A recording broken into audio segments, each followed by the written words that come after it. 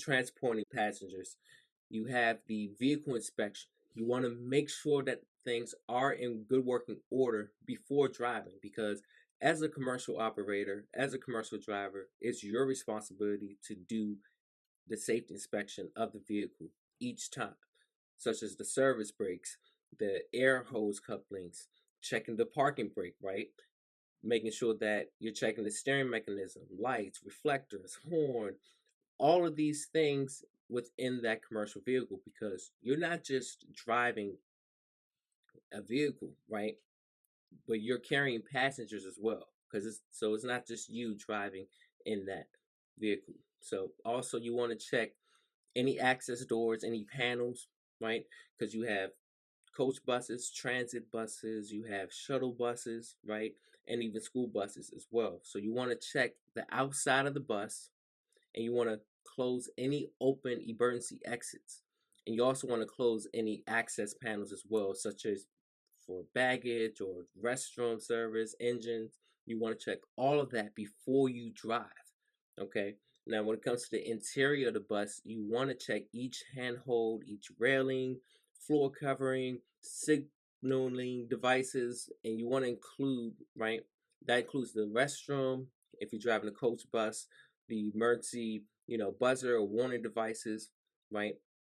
And also you want to check emergency handles, because when you're in a commercial vehicle, a passenger vehicle for that matter, you have these exits, you have seats, of course, right? You have the flooring, you have all of these things within, and you definitely want to use the seatbelt as well.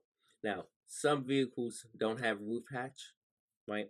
But when you do, this is important, because you do not want to leave them open as a regular practice, because anything can happen when you go under a bridge, anything. So you want to keep in mind the bus higher clearance, right? Keep in mind the higher clearance of the bus while driving, while having them open, okay? And then you want to use your seatbelt, because, of course, that's pretty explanatory, but the driver's seat should have a seatbelt, and you need to use it for safety.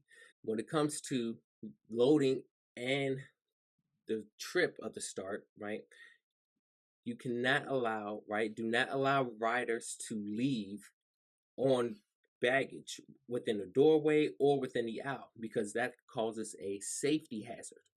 Okay, and there should be nothing in the aisle that might trip up people or trip other passengers, because that's very crucial. You want to secure the baggage and freight in ways that will avoid damage, and also avoid three things: that it will also allow the driver to move more freely and easily. It will allow riders to exit by any window or door in case of emergency. And then three, to protect riders from injury if carry-ons fall or shift. Okay, so it's definitely a safety mechanism when it comes to that. Now, when it comes to, again, loading, start, you do have hazardous materials, right? Of course, you need to watch out for cargo or baggage containing hazardous materials, okay, because they can contain that within luggage or bags. There's a case where some people are carrying oxygen tanks. That's part of that as well. So if you look on the right side of the chart, it tells you the type of class, the class name, like explosives, gas, flammable, and then it gives you an example of that. So what you want to keep in mind, though, is the federal materials table, right? It shows which materials are hazardous, and they pose a risk to health, safety, and property during transportation. So what you really do need to keep in mind is that the rules require shippers to mark containers of hazardous materials with the material name, the identification number, and the hazard label. Okay, and there are 9 different 4-inch diamond shaped hazard labels. Okay, and as you can see, the forbidden hazardous labels, you'll see it on the right hand, and most likely be aware of what these look like, because 9 times out of 10 they will be on the CDL learners test. Okay. Now, buses may carry small arms, ammunition labeled ORMD, right? Emergency hospital supplies and drugs. So you definitely want to remember, because this will be on the test, buses must never carry Division 2.3 poison gas, liquid class 6 poison tear gas, no more than 100 pounds of solid class C poisons, explosives in space occupied by people labeled, except small arms ammunition. So these things is going to be on a test. They're going to have it set up to where they're going to ask you which of the following of hazardous materials you cannot have on the commercial vehicle, or which of the following hazardous materials you should have. Well, all of these apply except. Like, those are some of the questions they'll ask. And in order to answer it, you'll have to know what are the hazardous materials that buses cannot carry, right? No more than 500 pounds of total of allowed hazardous materials, and no more than 100 pounds of any one class. Now, riders sometimes board a bus with an unlabeled hazardous material. But remember, do not allow riders to carry or common hazards such as car batteries or gasoline. So they're not allowed to carry common hazards like batteries or gasoline. And of course, you have the standee line. No rider may stand forward of the rear of the driver's seat, okay? Because buses designed to allow standing, they must have a 2-inch line on the door. And some other means of showing riders that they cannot stand, right?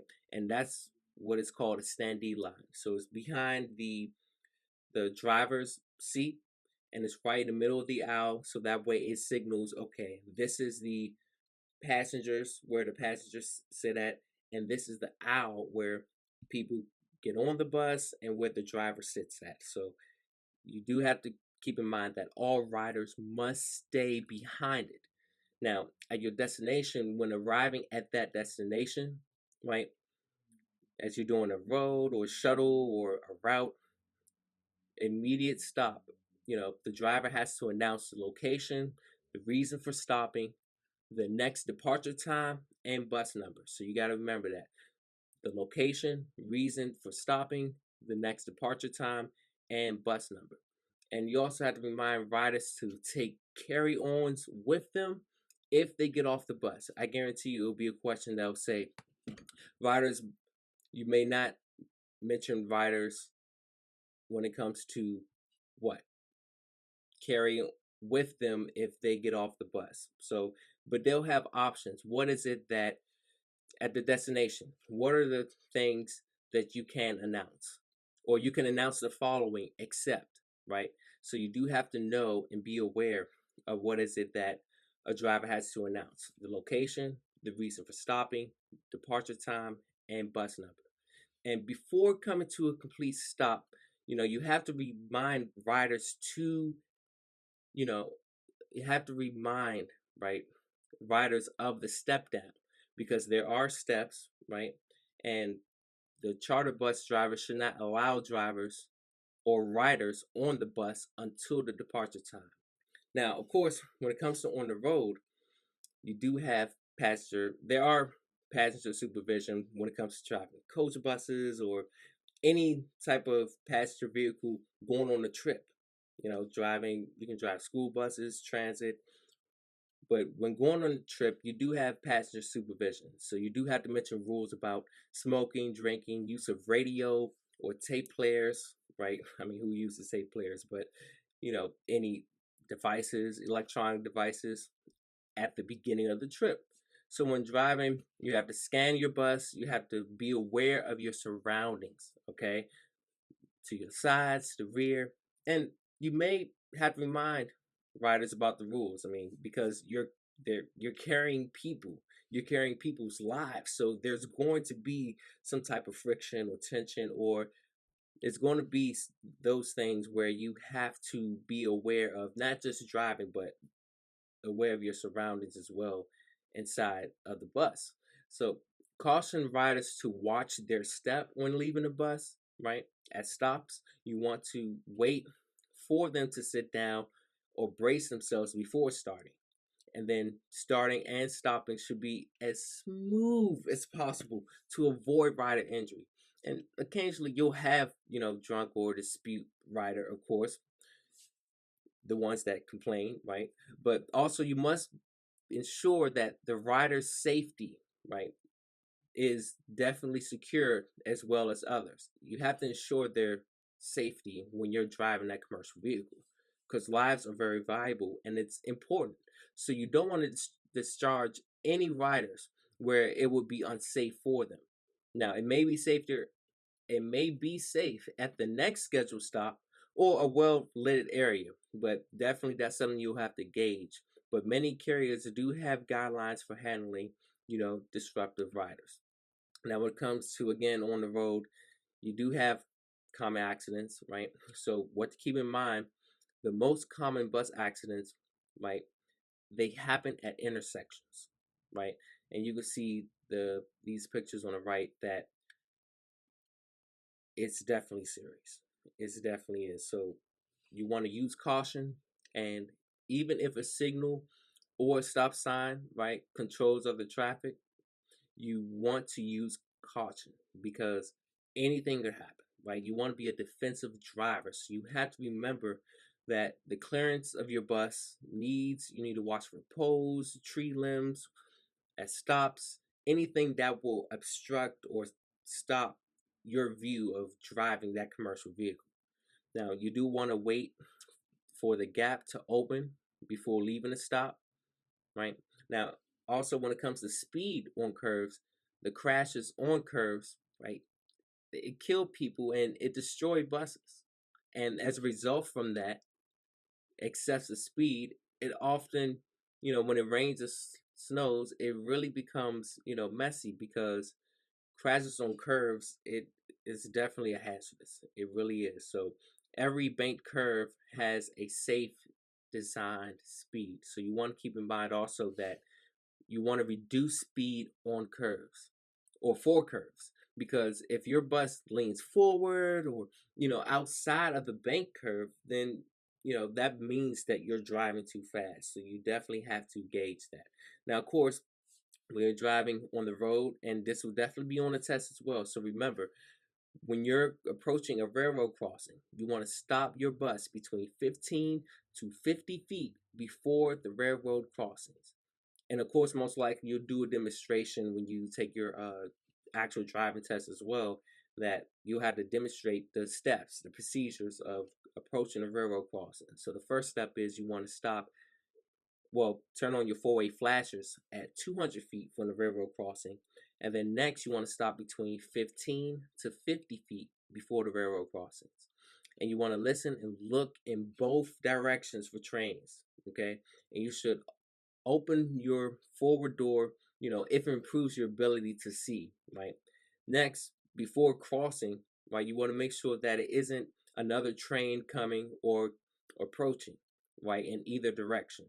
And then if your bus has manual transmission, you never want to change gears. So never change gears while crossing the tracks. Now, you do not have to stop, but you must slow down carefully and check for other vehicles. And that can be street car crossings, where policemen or flagmen is directing traffic, or if a traffic signal is even green, you know. Now, you do have to keep in mind too, right? You don't have to stop, right? But you must slow down. And that's the thing. Even at crossings that says marked as exempt or abandoned, you definitely want to slow down carefully and be aware of your surroundings. Okay, now even at drawbridges, you have to stop at least 50 feet before the draw of the bridge. Okay, now you do stop at drawbridges that do not have a signal or traffic control attendant. You stop either way. Okay, now you want to look and make sure that it's completely closed, that the draw is completely closed before crossing. And you must slow down and make sure it's safe where traffic light shows that it's green, right? Green means go, right? And then two, that the bridge has an attendant or traffic officer that controls the traffic whenever the bridge opens. Now, when it comes to the after trip vehicle inspection, you want to inspect your bus at the end of each shift. So when you're driving, from the time you start, the pre-trip, time you start driving on the road, working, at the end of the day, before you clock out, before you leave, you must inspect your bus at the end of each shift, right? Before you leave the job site to go home. Now, if you work for an interstate carrier, then you must complete a written inspection report for each bus driven. And then the report specifically for each bus, it'll list any defects. You want to include any safety or anything that will result in a breakdown, right? Now, if there are no defects, then the report should say so. So when you're doing the safety inspection, you're making sure that it's safe for another driver or for you to drive the next day, okay? Because let's just say the mirror was cracked, right? You want to note that in the after trip of the vehicle inspection, and they call that a post trip, okay? Now, riders sometimes damage safety related parts, right? Like handholds, seats, emergency exits, windows. You need to report any type of damage because it becomes a liability, but also if you don't report it, by default, the worker, the employer will hold you responsible for that. So that's why you really have to document and really do the vehicle post-trip inspection. And of course, transit drivers should also make sure passenger signaling devices and the brake door interlocks works properly. Okay. Now, prohibited practices when it comes to driving a commercial passenger vehicle, right? One, you want to avoid fueling your bus riders, right? You want to avoid fueling your bus with riders on board, right? Unless it's absolutely necessary, okay? Two, you want to never refuel in a closed building with riders on board, okay? Because that's considered a safety hazard, right? Now, you don't talk with riders or engage in any other distracting activity while you're driving. Okay. Now, of course, as you're driving, there are exceptions in terms of if the passenger needs something that's vitally, important, then of course, in those situations, that's different. But when you're taking your test, and something to keep in mind is that you want to limit that. But remember, don't talk with riders or engage in any other distracting activity while driving. And you do not want to tow or push a disabled bus with riders on board, okay? Now, unless getting off would be considered unsafe, right? Now, you want to only tow or push the bus to the nearest safe spot to discharge passengers, okay? And you want to follow your employer's guidelines to towing or pushing disabled buses. So always go back to, confirming, asking your employer what are these steps and procedures when it comes to the prohibited practices. Now, of course, when it comes to the use of brake door interlocks, so the transit, right, mass transit coaches, they will have most likely a brake and accelerator interlock system. So usually this is for transit buses where they're doing routes where the interlock, the back passenger door will essentially, it will hold the throttle in the idle position when the rear door, right, the back passenger door is open.